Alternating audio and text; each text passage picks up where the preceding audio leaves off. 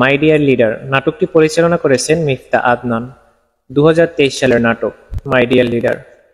নাটকটি মুক্তি পায় 5 অক্টোবর সন্ধ্যা 6টা 30 মিনিটে সিএমবি ইউটিউব চ্যানেলে। নাটকটিতে জুটি বেঁধে কাজ করেছেন ছোট পর্দার জনপ্রিয় অভিনেতা মুশফিকার ফারহান এবং অভিনেত্রী হিসেবে জুটি বেঁধে কাজ করেছেন নতুন অভিনেত্রী নাজনীন নিহা। মুশফিকার ফারহান এবং নাজনীন নিহা এরকম নাটক এই প্রথমবারের মতোই করেছেন।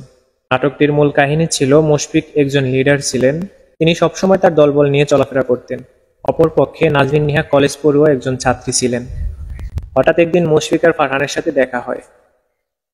তো দেখার পরেই নাজনীন নিহার মুশফিকার ফারহানকে খুব ভালো লাগে। তারপর থেকেই মুশফিকার ফারহানের পিছনে পিছনে সে ঘুরত।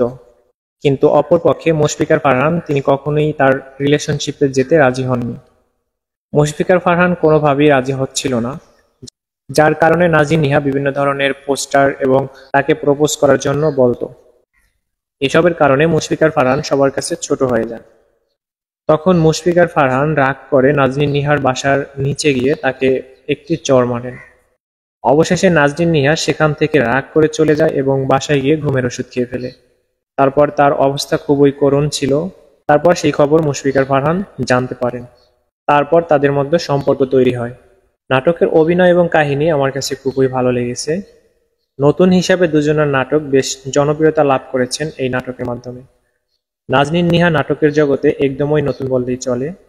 নতুন হিসাবে নাজনীন নিহা এই নাটকে যে অভিনয় করেছেন তার পারফরমেন্স দেখে দর্শকরা মুগ্ধ হয়েছেন। মুশফিকার ফারহানের সাথে নাজনীন নিহার বেশ ভালো পারফরমেন্স করেছেন এই নাটকে। নাজনীন নিহা এই নাটকের মাধ্যমে দর্শকের মন জয় করেছেন। আর দুর্দান্ত পারফরমেন্সে নাটকটি মাত্র 14 ঘন্টার ভিতরে 1 মিলিয়ন ভিউজ কমপ্লিট হয়ে যায়। নাটকটি সম্পূর্ণ সিএমবি ইউটিউব চ্যানেলে আপলোড করা আছে। আপনারা চাইলে এই নাটকটি সিএমবি ইউটিউব চ্যানেলের ভিতরে গিয়ে দেখে আসতে পারেন। তো এই ছিল আজকের ভিডিওটি। আশা করি ভিডিওটি আপনাদের কাছে অনেক বেশি ভালো লেগেছে। যদি ভিডিওটি ভালো লাগে তাহলে অবশ্যই ভিডিওতে একটি লাইক করে দিবেন এবং কমেন্ট বক্সে আপনার বিশেষ মতামত জানিয়ে দিবেন। ভালো থাকবেন, সুস্থ থাকবেন। দেখা হবে পরবর্তী এরকম ইন্টারেস্টিং কোনো নতুন ভিডিওতে। সেই পর্যন্ত ভালো থাকুন। আল্লাহ হাফেজ।